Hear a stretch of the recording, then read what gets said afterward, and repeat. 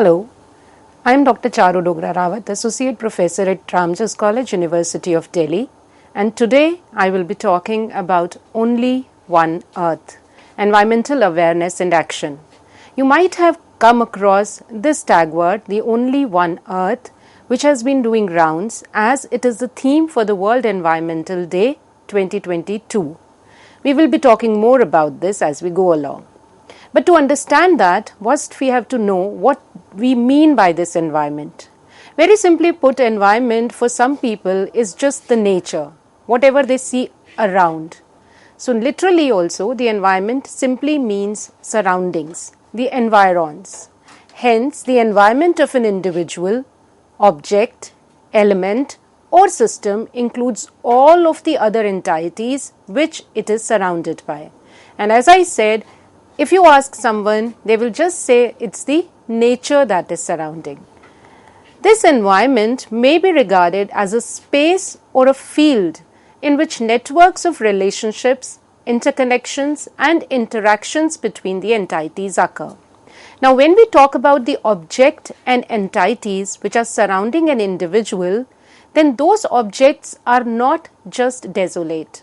They are not just living by themselves. They are living in a space, they are surviving, they are existing in a region which also involves the relationships, the interconnections and the interactions. So if we talk about environment, we just don't talk about the surrounding things, but we also talk about the surrounding relationships, interconnections and interactions that occur between these things.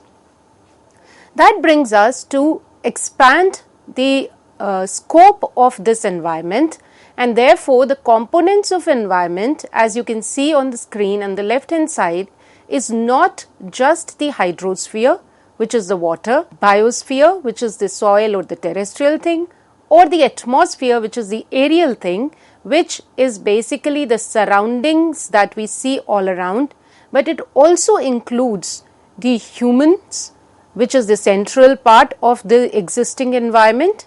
And in humans, it talks about the community.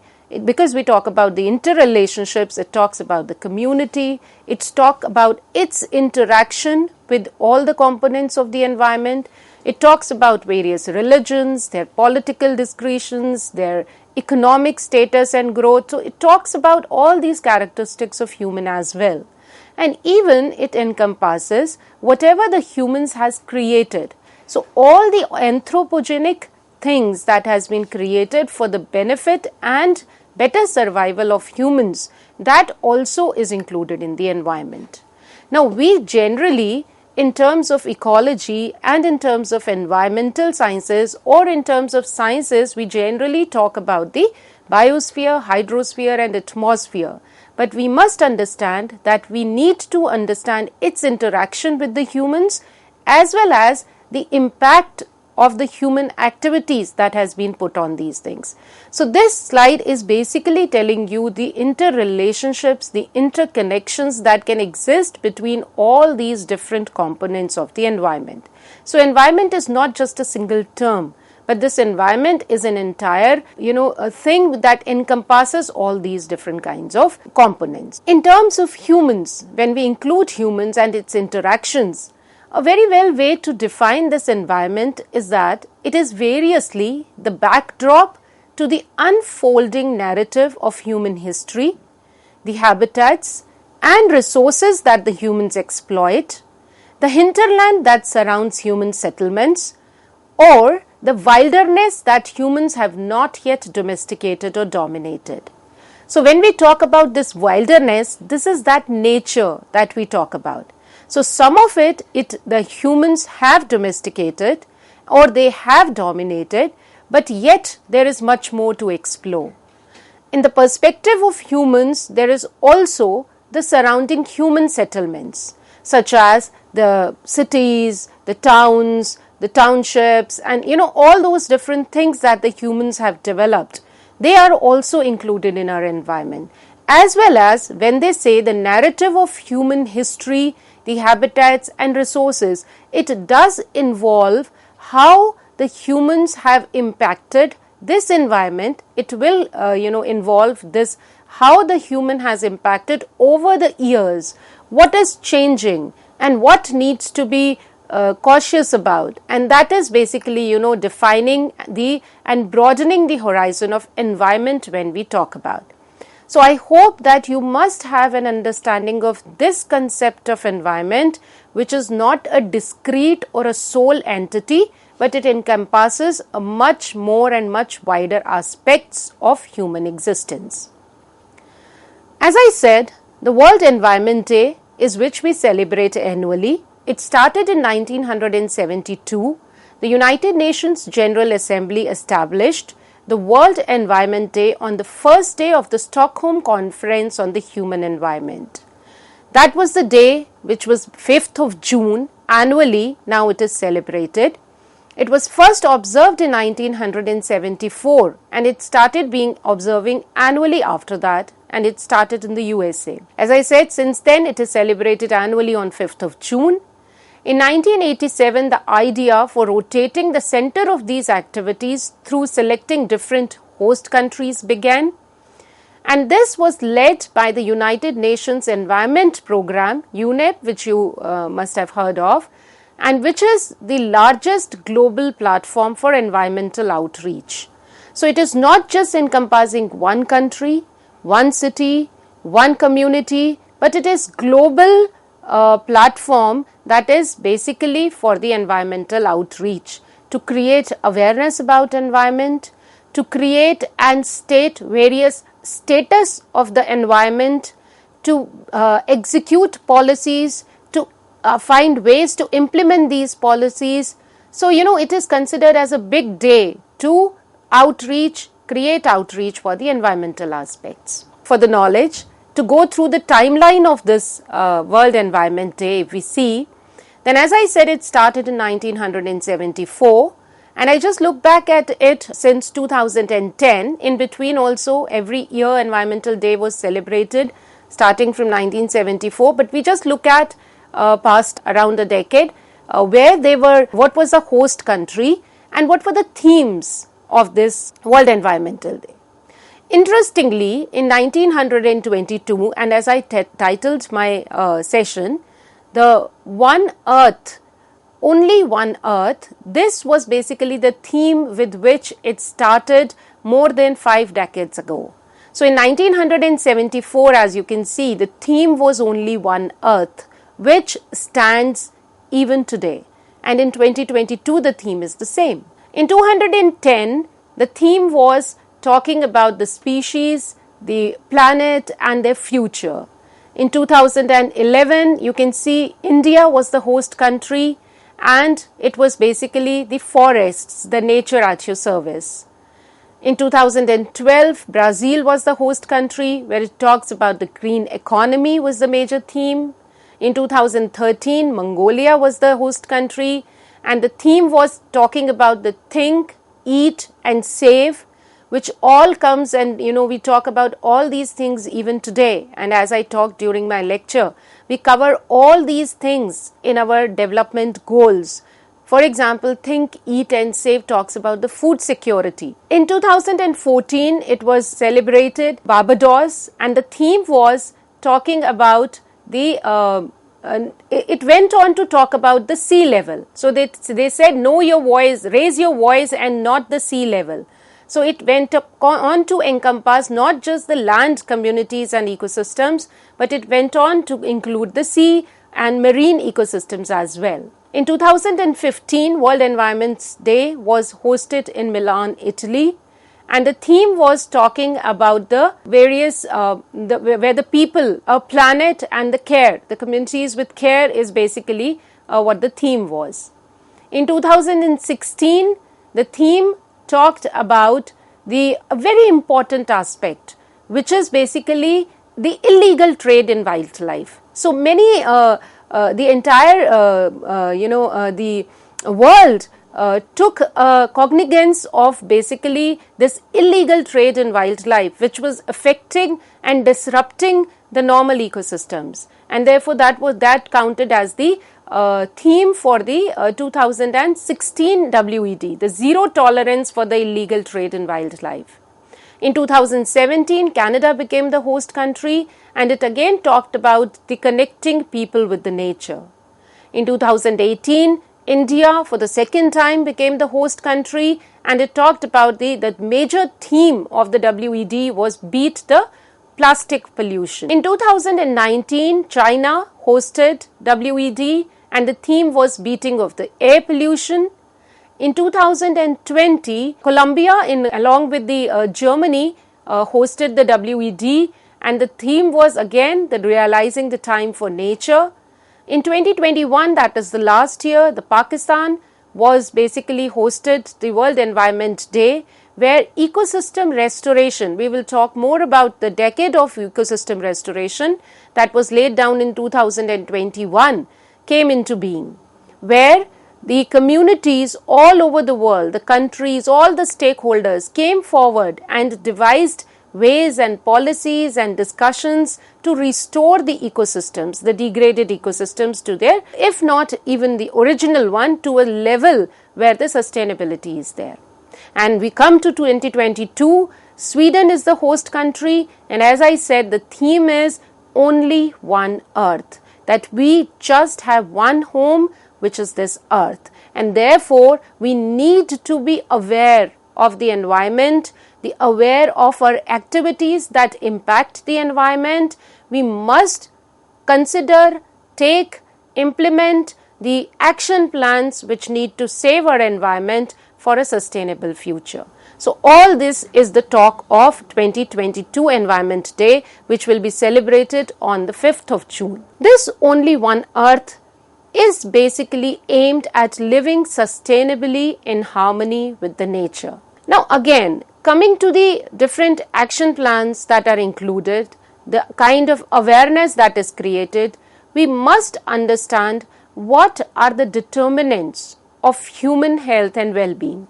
Now human, if we take as the central focus of the environment, because as I said, it interacts with all the strata in the environment, its activities, its creations, it's all kind of, the survival and the living conditions in the environment impacts the environment, and vice versa, the changes that comes in the environment again impacts the humans. So we must look at, starting from the people, how and what are the determinants of the human health and well-being. So if we talk about an individual, and then as we go out in these concentric circles, we see that there are certain local range which is there, and then comes the community, and then comes the different ecosystems, then comes the countries, then come basically the entire biosphere. So as we go out in the concentric circles, you can again look at the different kind of determinants which are there.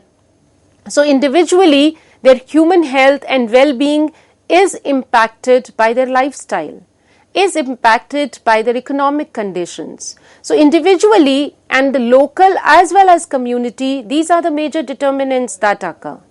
When we go on to the level of the ecosystem, or when we go on to the levels of the global, then the climate change, the biodiversity, all these things are the determinants again of the human health and well-being.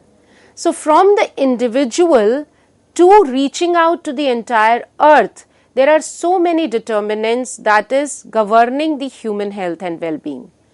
And to assure that the human remains healthy, it remains in a well-being condition, and again, emphasizing on the sustainability aspect, all these determinants need to be looked at. Even at the community level or the individual level, you can see there are economic considerations. There are something which is called as the economic impact of the environment. There is a cost to benefit ratio of everything, of all the innovations that we are doing, of all the things that we are producing. It has an impact on the environment. And when we need to restore and rectify the environment, again there is a cost involved. So there is an environmental capital which is there. And we always have to look at the benefits and the cost ratio which comes into being.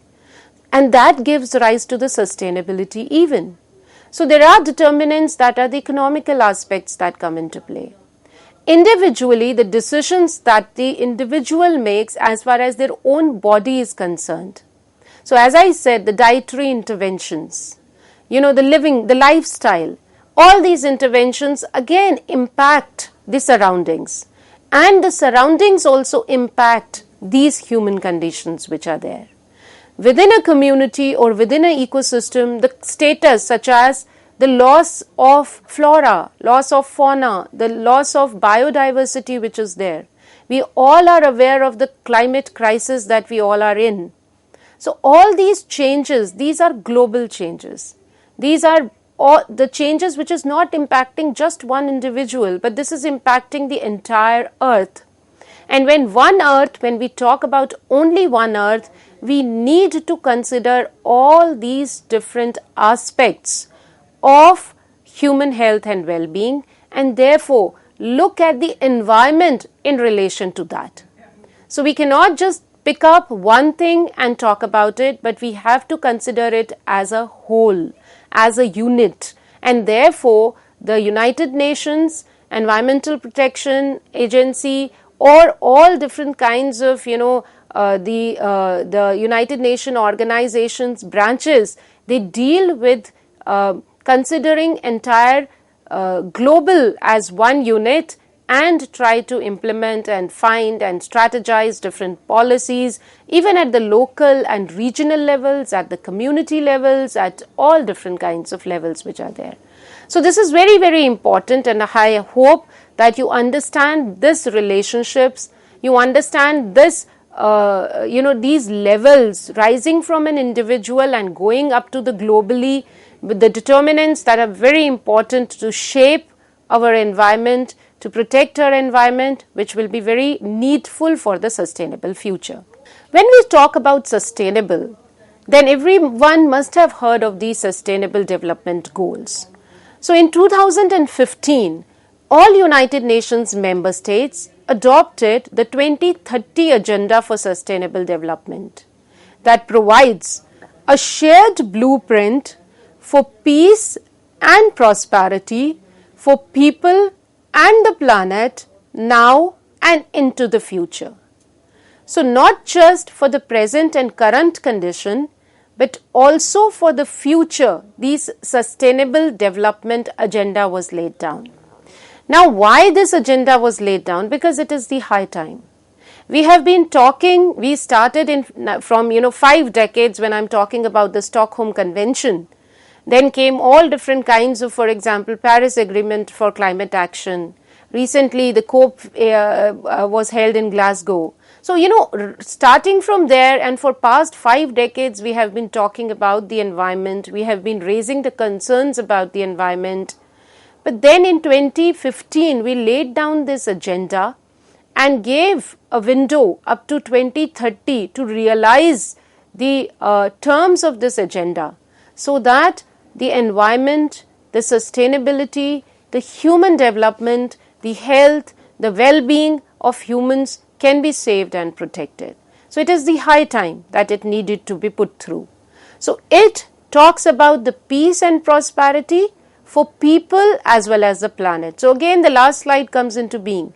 We are talking about the individuals, we are talking about the local, we are talking about the community, but we are also talking about the one earth. We are talking about the planet. We are talking about the intervention, the interactions, the relationships we are talking about. And the last phrase, which is now and into the future, talks about the sustainability. Whatever we are using now, we need to think about that. We have to keep it for the future as well. So the Sustainable Development Goals came into being. The agenda was implemented through Global Partnership for Sustainable Development. So again, this is very important, that it is not a policy of a country, it is not the agenda of a local region, it is the agenda for the entire globe. And therefore, the global partnership needs to become.